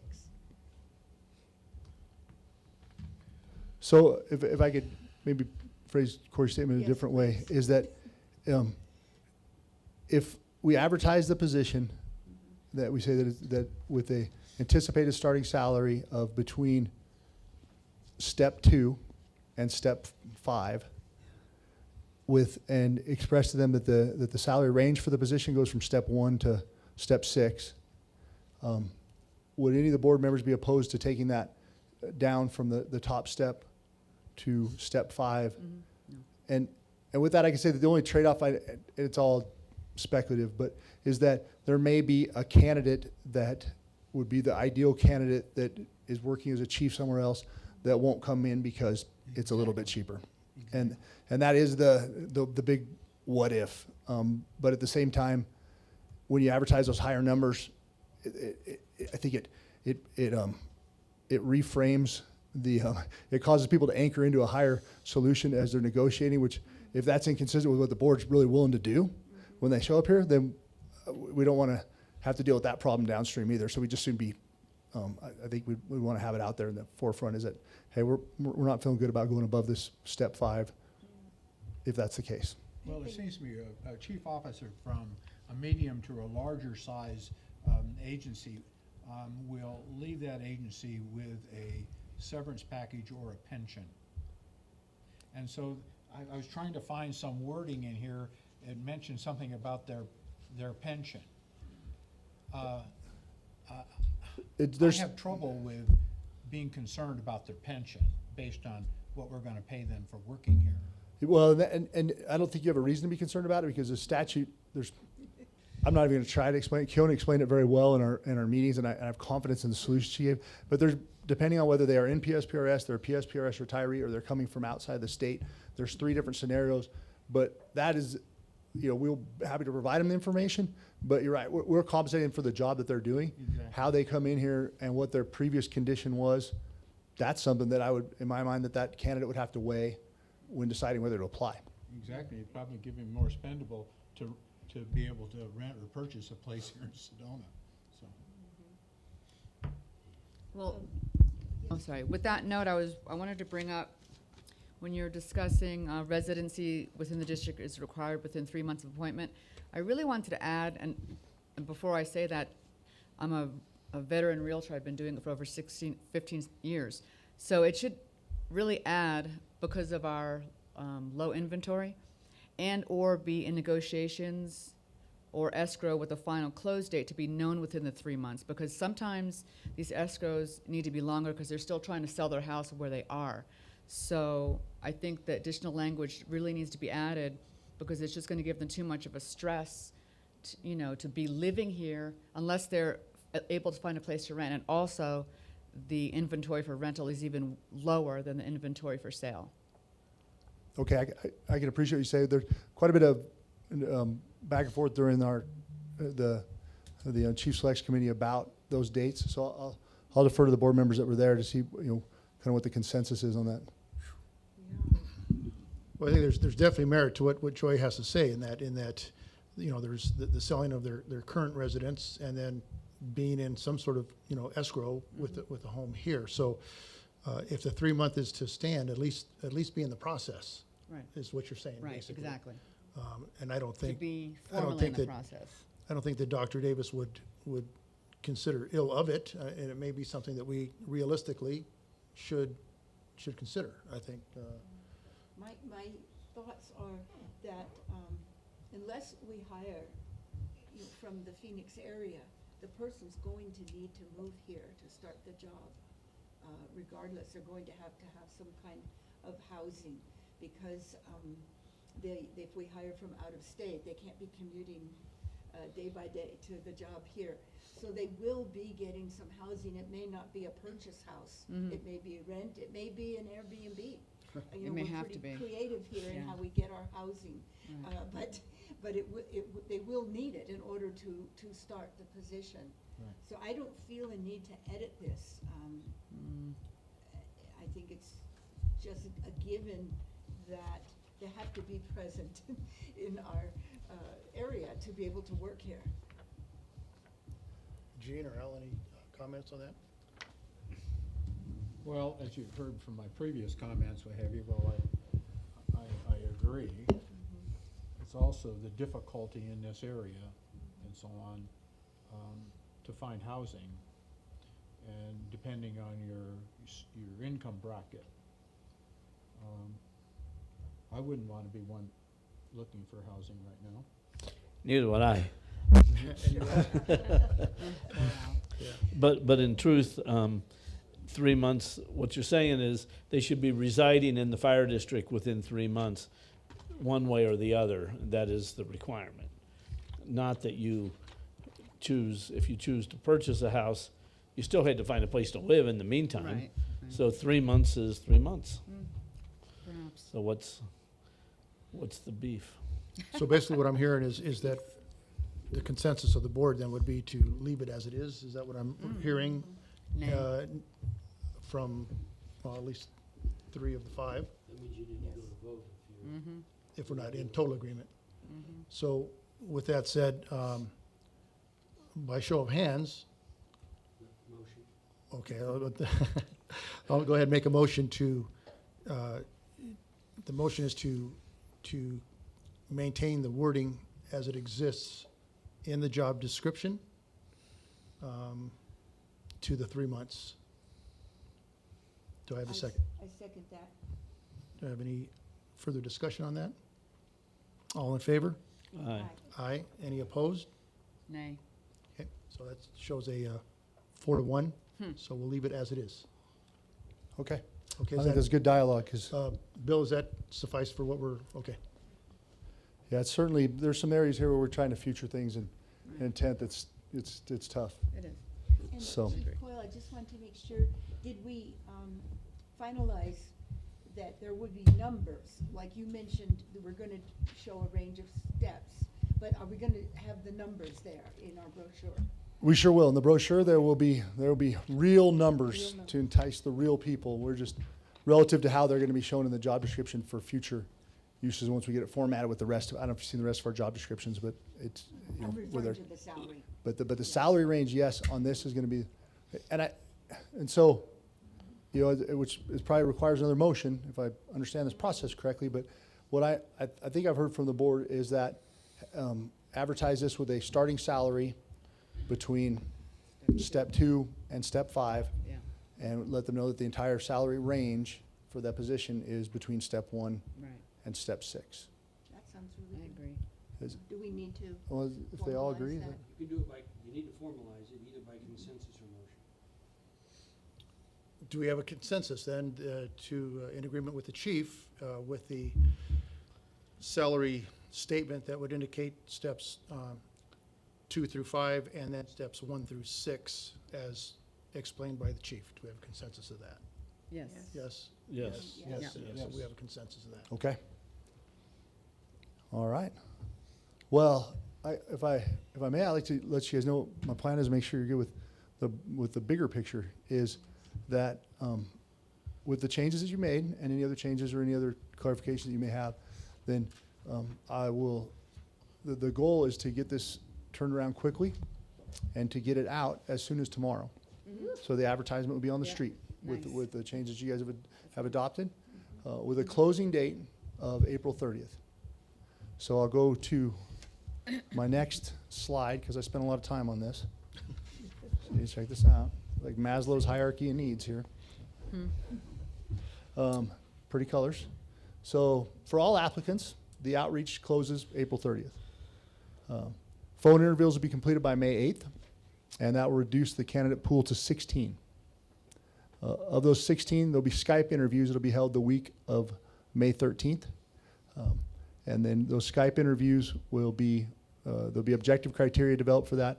The participant, on that portion of the selection will view that objective criteria and the candidate's response to those and rate them, and that will reduce them to 8. 8 individuals, highly qualified, highly motivated, will be invited back for an assessment center on June 3rd and 4th. The components of the assessment center will not be discussed in this meeting because people can listen to it, but it will consist of multiple different exercises designed to assess the competencies of these individuals. And 5 of those exercises will be will have board member participation if this goes off as the way I would like to see it happen. Is that all board members? That's correct. Every board member will participate in a part of the exercise. And then as many as are able. And then if there's somebody that can't, then there's probably an opportunity for during the Skype interviews for them, that individual, to participate in that. And then through that assessment process, and I've already secured some outside assessors that will remain nameless for now, but that are highly qualified and I think will help us to have a broad spectrum of other government entities that this chief will be expected to coordinate their activities with. And we're working on also getting industry professionals, identify some of those already to participate. And then from that assessment center, there'll be, I said 3 to 4 because the idea is to bring back 3 candidates to y'all.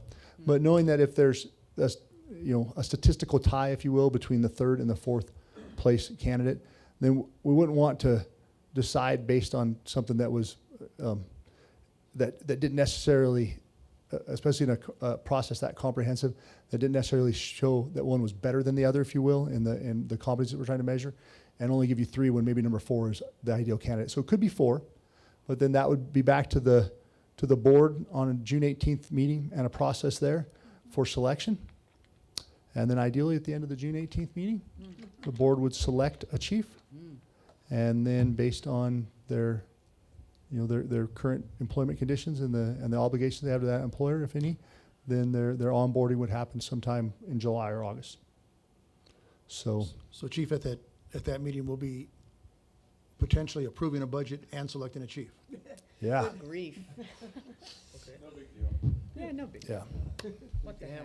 We can start early. We can start early that Start day. early. Let's start early that day, I hope, please. I say Please, lunch should be please. served at that meeting. Yeah, no doubt. Because we'll be passing out. Yep. Also, Chief, if you could, and maybe it's coming up, how's it work with stakeholders and community members as part of this process, So, there's, if at all? yeah, no, that's a great question. So, one of the first things that we want to do is because there's a standard called the Uniform Guide for Employee Selection. And it's an old standard, but it's a standard that the Department of Labor developed and they still reference. And so in that standard, there's lots, basically you want to ensure that you have validity in every part of the process. And that validity means that whatever competencies, whatever criteria it is that we're trying to measure, that we measure in a way that's proven to be a valid tool for measuring that, and that the people that we have doing there, that we have confidence that they're objectively measuring the applicant based on the competencies that we want to be measured. Because that's the goal behind an assessment center that contains all these multiple different exercises, is that those candidates are objectively judged on that competency. Because it's interesting. One of the things is intuitive judgment when it comes to leaders that think that they're good at picking the next person. They're not. The data does not support it. The right handshake, the charismatic person, all that kind of stuff. And so we dig down. This will be a long day for those individuals, and they will be tested from multiple different angles. Part of those angles are how they deal with stakeholders. So there is places in the process that it's my intention to, and this aligns with best practice, is to incorporate those stakeholders. Many of those stakeholders are residents of the district. But one of the ways I think that we can ensure that we are maintaining that objective criteria is ensuring that we have board members participating, because you guys are the elected representatives of the community, and at the end of the ultimate decision's up to you. And then outside of the board members, that we pick people based on their professional affiliation with the district, not based on any other criteria. And so whether that's fire chiefs that deal with them, that know that part of it when we're doing exercises that are specific to maybe operational things, or whether they're people that they would deal with other stakeholders in the community, from the city, from our federal government partners that we work with, other people like that, so that they're representing them as their role. So we're not picking Bob or Jill. We're picking the person that holds this position. We're picking the person that holds this position because of the professional relationship that they have with each other. And that kind of keeps it cleaner. And is that approach traditional in this process? Well, specific to Sedona, I wouldn't say it's traditional. No, sir. Because I can think of times when we've had some very hard to validate kind of approaches to the process. But when it comes to best practice for human resources and for employee selection, it's consistent. The competency-based selection is proven to be more valid than any intuitive judgment that people may try to use to assess the next leader, because it measures them from multiple different perspectives. I actually support your approach. I'm just wondering how the feedback will get for not having normal citizen input, even though, in fact, they do. There's 5 of us. Well, I was going to say, I'm hoping y'all are pretty normal, because that's what I'm counting on as the elected body of the, those that are elected to represent the community, that in that capacity that you'll be representing their interests, and in multiple different levels of it. And at the end of the day, the final decision will be up to you. So that seems pretty grassroots to me. So hopefully the public's view will align with that. I understand. Who would nominate citizens from the community? I mean, how are they, what group nominates them? Who nominates them? So if we were going to look at it, part of it has to do with the competency that the exercise is trying to measure. So I've tried to, because I want to make sure we keep it even playing. But one of the things that we do, say if it's an engineer's test, because this is definitely not an engineer's test. But if we had somebody that worked for the water company, that when it came to, they were going to assess the impacts of, improper turning on and off of hydrants on the water system. And we asked for one, so we could say, hey, you know, water company, we have somebody that has expertise in some of the different damages and have them represent, and then you bring that person into the fold. Because you know that based on their professional affiliation with the water company, that they would be able to measure that criteria effectively. So. That was a dumb example, but it was outside the fire chief stuff. So. Stayed outside the realm of Yeah, what we're right. trying to accomplish. So good. Yeah, but, you know, I just want to say thank you, Chief Coyle, Good job. and all staff that's been involved in this process, because it's been a big process and time-consuming and very, it's done in a very thoughtful way and in a way that produces these competencies that we're going to look for and test for, so that we make a really good choice. So I just want to thank you for that, you've been the steering person behind it all, and want to thank you for that. Well, I appreciate that, and I'll pass it on because it's certainly a group effort, and I appreciate the board's latitude to be able to engage in this, you know, this deep dive to make sure that we are following best practice. I think, you know, I really hope it pays dividends. Mr. Chair, Yes, I yes, have sir. a question for the chief. Chief, when you established the essential functions for this, was there any considerations to physical demands, so as to accommodate the ADA issue? Yes, so the essential functions were, there's actually going to be oh my gosh, I just forgot what it's called, but a letter to show that if there's anything that is, oh, it's not discriminatory, I just forgot the term. About disparate impact, and that we'll assess that too to make sure that there's no disparate impact. But the essential functions are based on subject matter expert input, and if there's any essential functions that require accommodation, then we'll most certainly follow the guidelines set forth in the ADA to determine whether omitting that essential function will allow the person to still do their job, or accommodating for it will allow them to still do their job within the scope of it as defined. Well, as a silly example, there's no essential function that they drive. Right. So if someone's unable to drive, you're gonna not treat that as an essential function. That's correct. Yep. Yeah, because essential functions are task-based for the position. So there's certain things that are, I mean, without getting too far in the weeds, there's some recent cases where it was determined that showing up to work wasn't an essential function if they're a salaried employee and they're doing their job. I mean, so there's some pretty silly examples out there, but essential functions are supposed to be the tasks that they're performed, that, and some of them may be able to be performed with accommodations. Other ones are not, but Mr. Whittington's right. You know, there's ways. There's some strange stuff there in how it's established, but I feel confident that that's consistent with what ADA would have us do as far as the process. And we do, I think because in the working conditions, it does state that they have to have, you know, operate district Right. vehicles, observe fire scenes. So, They have to have a valid driver's license. Yeah, as part so- of it. in the, It's, in the back of, which is at the back of the very final page, actually. So it would be the back of this page right here. On the back side of that bill. Right there in the working conditions. So, so it's interesting too how this goes. So the essential function. So if we took it to a firefighter's level, maybe one of the essential functions is laddering a roof. They have to be able to do a ladder. You know, there's the candidate's physical agility test, those essential functions are lined out. The essential functions, maybe a ladder or roof, but there's NFPA standards that talk about what they have to be able to do as far as their physical ability to lift certain weights and everything. Those are all tied back in because they've been validated to show that those are representative of the physical strength it takes to be able to complete the essential functions. So, This one only had 25 pounds that they had to yep, lift? Okay. that's correct. So that it would be, you know, like on the firefighters one, it says they have to be able to drag 200 pounds. Right, You know, it's very different. So. yeah.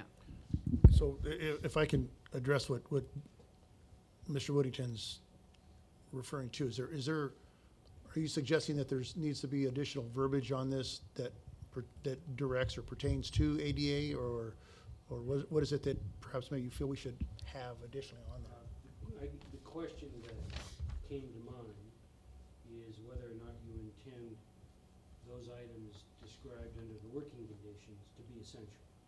If they are not, then you can't disqualify. Based on that. You're not entitled to apply the accommodation standard to it. If it's intended to be an essential function, then you can. So if driving is an essential function, then you can require that they be able to do that with accommodation. If they can't do it even with an accommodation, then you can exclude them. Okay.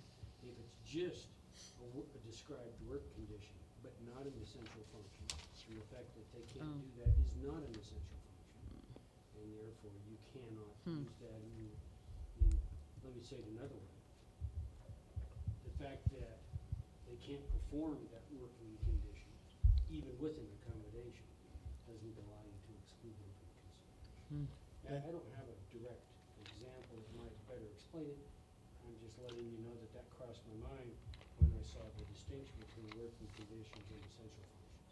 And is that something that we should have Dr. Davis review to ensure that those items are explicit and contained within that? The job descriptions I typically see that delve into essential function, this does so in a big way, typically do include physical expectations if there are any. Lower level rank and file do include as essential functions the ability to sit, stand, walk, lift 30 pounds. That would normally, I have seen that in the description of essential functions for rank and file for good reason. So they're not here, and I've seen them there. Right. I'm thinking that must be intentional, and that's okay if you decide to do that. Just understand that because it's not an essential function, that you can't use that as a disqualifying measure. And if you don't want, Well, I can appreciate your point, Mr. Whittington, because when we look at the essential functions of working conditions, the goal was to look at that kind of as a holistic package. If the way that we have it represented in here doesn't provide us for that, to be able to have that conversation if someone's unable to drive or whatever, as an ability that they need to possess for the position, that's essential for the position, then we need to change how we're framing that. And so, yeah. and a portion of, part of this just becomes a lawyer's paranoia. I'd rather avoid the argument than Oh, have it. absolutely. And if I was writing it, I would include whatever physical requirements I thought might exist. Obviously, I don't think the chief has to climb a ladder, or, rappel down a rock wall. But I do think he has to drive. He has to walk. He has to do some of those things. Or she. And you could a reasonable person could argue that this description, holistically as it is, should be construed as a generalized statement of everything in here is essential, right? And makes all sorts of sense. And you may well win that fight. But sometimes just having those fights are expensive. the fight. So if there's a Takes a while. better way to format this so we can avoid having that fight, then I certainly, I would certainly like to do that. So if it pleases the board, then what I can do is that, assuming that the content of the job description is consistent with your expectations, then I can reach out to either to Mr. Davis or to Employers Council, who we keep as far as our HR, our HR lawyer those folks that we have on to help us with any HR related issues, and make sure that the formatting of this job description and the way we list that working conditions is an appropriate way to have working conditions that are considered essential to the job. And if it's more appropriate to have it formatted a different way, then as long as we don't change the content, if the board is comfortable with me making those changes, then we'll make those changes based on the recommendation of the HR labor law experts. That would help Is that- speed up the process of being able to post this. Is that legal? Yes. Okay. That's another consensus. So, again, motion versus consensus. Consensus? So this job's description, as it stands, with the review of the aforementioned Maybe, points of concern, be done so that we can move forward with the posting of the job announcement. That's correct. And that will be my immediate priority when this meeting is done, is to And start allow moving you towards the that. latitude to make those changes if needed to expedite this whole process.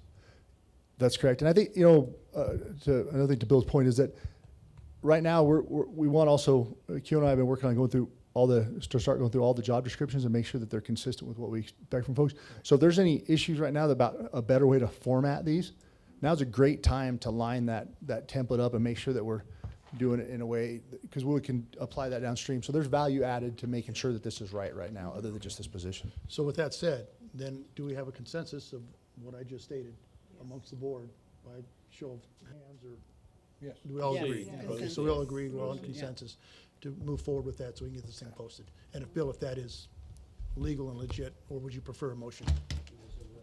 Okay, Yeah, may I recommend some language? sure. Mr. Chair, if you want to approve this job description with,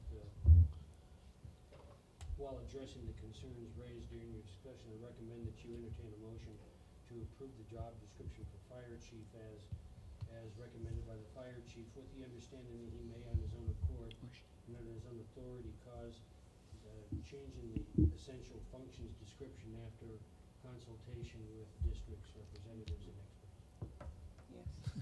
Look, Totally understood, and I think the board does. So with that, I'd like to make that motion with that verbiage that Mr. Whittington just stated. With that being said, do I have a second? Second. Do I, any further discussion? Just that I'd like to 3 add seconds. that we have a closing of April 30th, and we hoped to give 6 weeks of our applicants, potential applicants, to bring them in and apply. So I just want to make sure that we aren't pushing any of our dates in this process. I don't believe we will, because I think I will, You think you're? I believe that everybody will be behind us getting this assessed by tomorrow. So if anything, it'd be a day. Wonderful. Okay.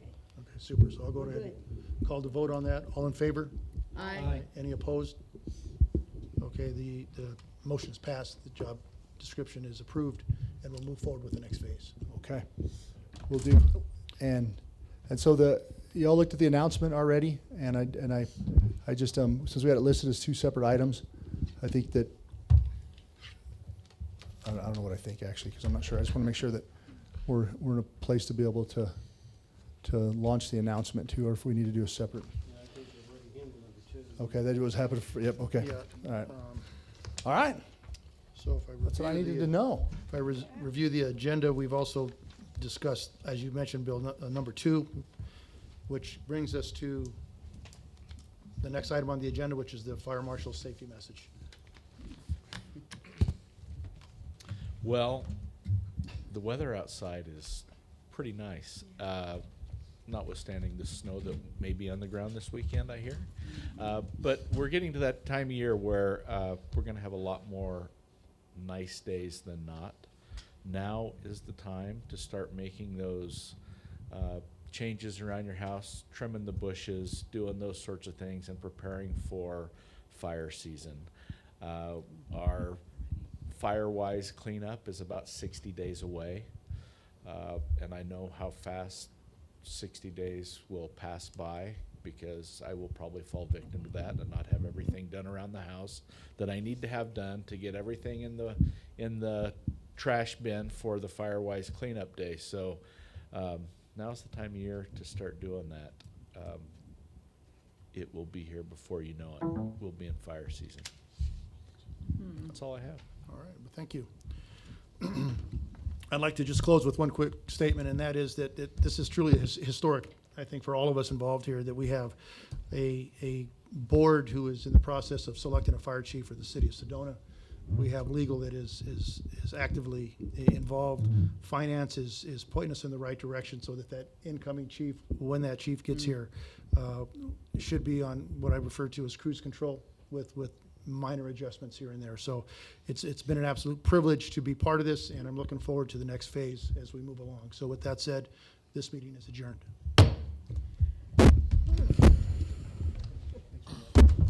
John? Okay, we got some signing stuff. Let's see. You might want to rifle through this to see if you. You know that It's coming out. It's coming out. So, Rifle through there, see if there's anything Sure. for you.